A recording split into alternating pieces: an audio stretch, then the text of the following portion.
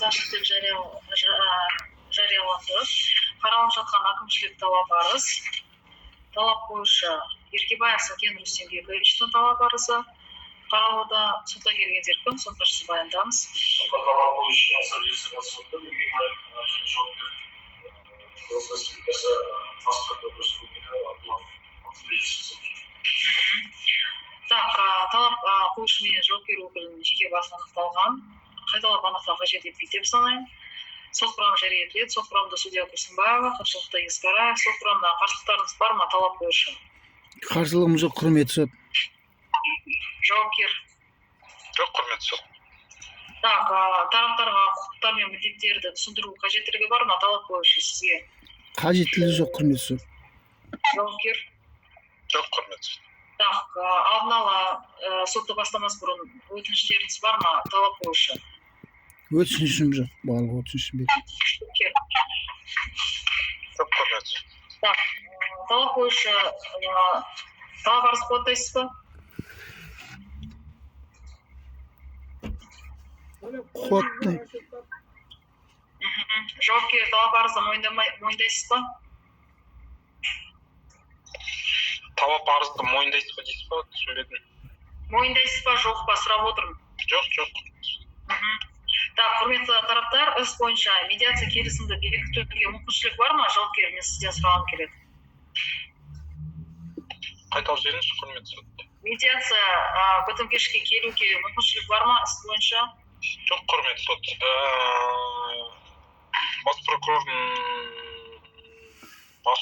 Бас прокуратураның басшылығына жазуға астаған жоқ деп есептеймін. Сол үшін медиация. Онда жалғастырамыз. Сот отырысы аудио-видео жазбаға жазылып жатқан өздеріңізге ескертемін. Так, бүгінгі күнде сотпен анықталғандай 20 маусым 23 жылы тергеулігін айқындау туралы қаулы қабылданған. Қаулы Қазақстан Республикасы бас прокурорының бірінші орынбасары Ташынбаевпенен қабылданған. Қылмыстық істің тергелуін өзіндік қауіпсіздік департаменті айқындау туралы қаулы етілген. Қаулы қылмыстық іспен бірге Қазақстан Республикасы ішкі істер жүйесі өзіндік қауіпсіздік департаментіне жолданған. Қаулымен мүдделі жақтарға таныстырылған. Одан кейін 28 желтоқсан 24 жылы сотқа дейінгі тергеп тексеру тоқтату туралы қаулы қабылданған. Айтылған қаулы бойынша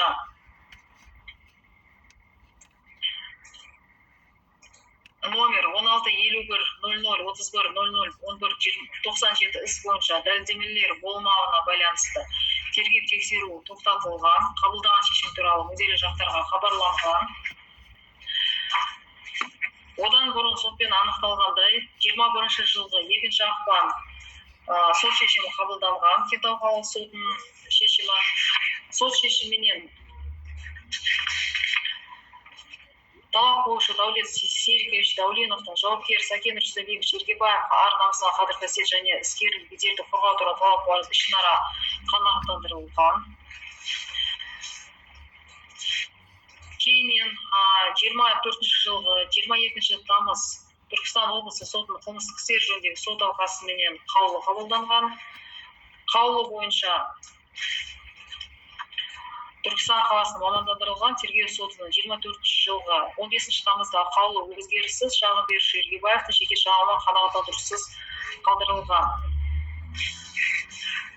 25 жылы 21 қаңтарда шағымды қанағаттандырудан бас тарту туралы қаулы қабылданған. Түркістан облысының прокуроры аға әділет кеңесшісі Төберзиевпен қаулы бойынша Ергебаевтың 8 қаңтар 25 жылғы номер ЖТ-2025 30-30-265 санды бағана айтылған соңғы номер 97 қылмыстық істі тоқтату туралы қаулының күші жою туралы шағымы қанағаттандырудан бас тартылған. Шағымы қанағаттандырудан бас тартылғандықтан Ергебаев Қазақстан Республикасының бас прокуратурасына өтініш келтірген. Өтініш бойынша өзінің қабылдауын сұраған. Алайда 11 маусым 25 жылғы хатыменен Қазақстан Республикасы бас прокуратурасының жауабымен Ергебаевтың өтініші қанағаттандырудан бас тартылған. Бұл хат орыс мәтінінде рәсімделген. Келесі мәтінде: Генеральная прокуратура, ваше обращение о несогласии с решением о прекращении уголовного дела и принято на личный прием рассмотрено. Как вам известно, 30 июля 2016 года УСВ Департамента полиции Түркістанской области в отношении инспекторов отделения полиции города Кентау Дауленова начато досудебное расследование по части 1 статьи 362 Уголовного кодекса. По результатам расследования 28 декабря 2024 года принято решение о прекращении уголовного дела за отсутствие состава преступления. С данным решением прокуратура Түркістанской области согласилась, о чем вам дан мотивированный ответ. Также, согласно подпункту 3 пункта 19 правил личного приема физических лиц и представителей юридических лиц, должностные лица органов прокуратуры Республики Казахстан, утвержденным приказом генерального прокурора от 17 января 2023 не осуществляется запись на прием генерального прокурора, если рассмотрение обращения в соответствии с частью 1 статьи 106 Уголовного процессуального кодекса относится к компетенции судов, деп көрсетіп, қанағаттандырудан бас тартылған. Ергебаев пен бірнеше рет Қазақстан Республикасының бас прокуратурасына өтініш келтірілген бас прокурордың қабылдауын жөнінде. Алайда он бас тартылған. Соңғысы 12 қыркүйек 25 жылғы хатыменен қайталап бас тартылған. Хат бойынша бас прокуратура сіздің қылмыстық істі тоқтату шешімімен келіспейтіндігіңіз туралы арызыңыз қаралды деп, өзіңізге белгілі 30 шілде 2016 жылды бастап Түркістан облысы полиция департаменті сіздің арызыңыз негізінде қылмыстық кодекс 368 бап 1 бөлігіне сотқа дейінгі тергеу тексеру жүргізіп, 28 желтоқсан және қылмыстық іс қылмыстық процессуалдық кодекстің 31 бап 1 бөлігінің 2 тармағына тоқтату шешім қабылданған. Аталған шешіммен Түркістан облысының прокуратурасы келіскенін көрсеткен. Бұрын сіздің осындай арызыңыз бас прокуратураға қарағаны және тиісті жауап берілген хабарланған. Бағана көрсетілген нұсқаулыққа сілтеме жасап, бас прокурорының басшылығының қабылдауына жазуға негіздер жоқ деп көрсетілген. Сондықтан талап қоюшы Ергебаев сотқа талап арызбен жүгініп, талап арызында бас прокурорының қабылдауына өзінің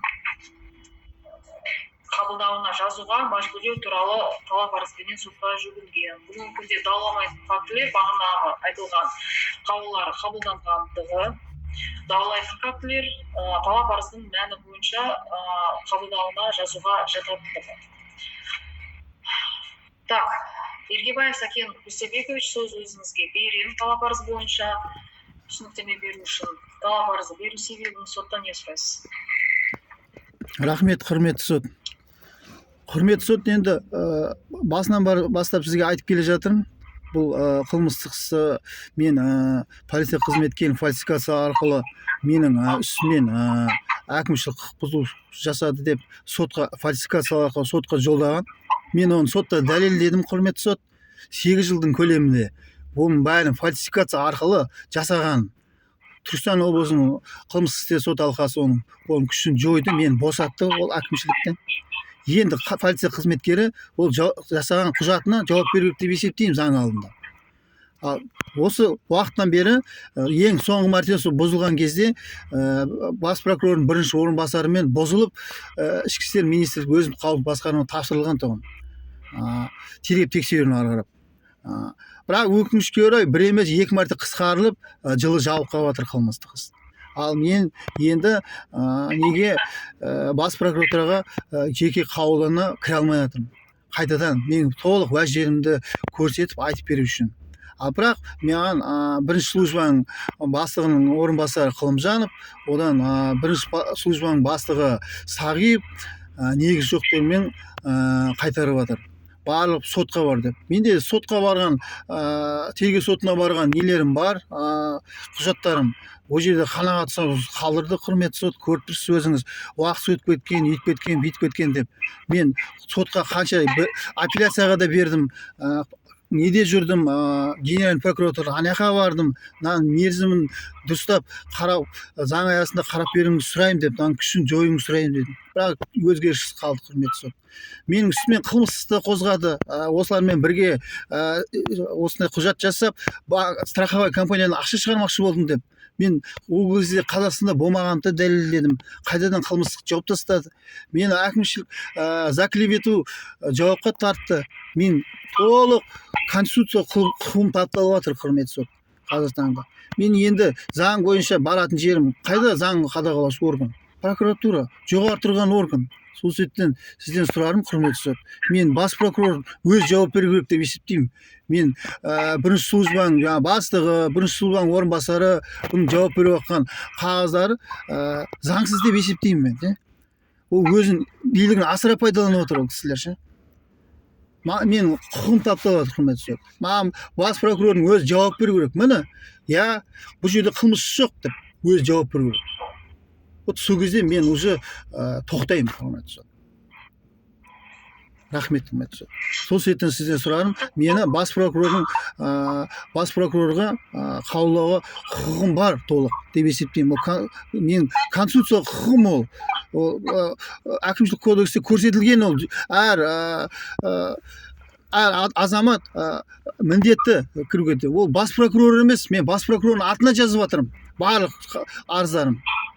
Бірінші службаның Қылымжанов, Сағиев, бірінші службаның басы, ол бас прокурор емес, ол жауап бере алмайды өзіне, оны заңсыз деп есептеймін мен, құрметті сот. Сол себептен мені сізден өтініш, сізден сұрайтын, құрметті сот, мені бас прокуратураға кіргізіп беріңіз, мені соны сұраймын сізден, құрметті сот. Рахмет. Так, жауапкер өкілі сөз өзіңізге беріледі, талабыңыз бойынша. Не түсіндіре аласыз?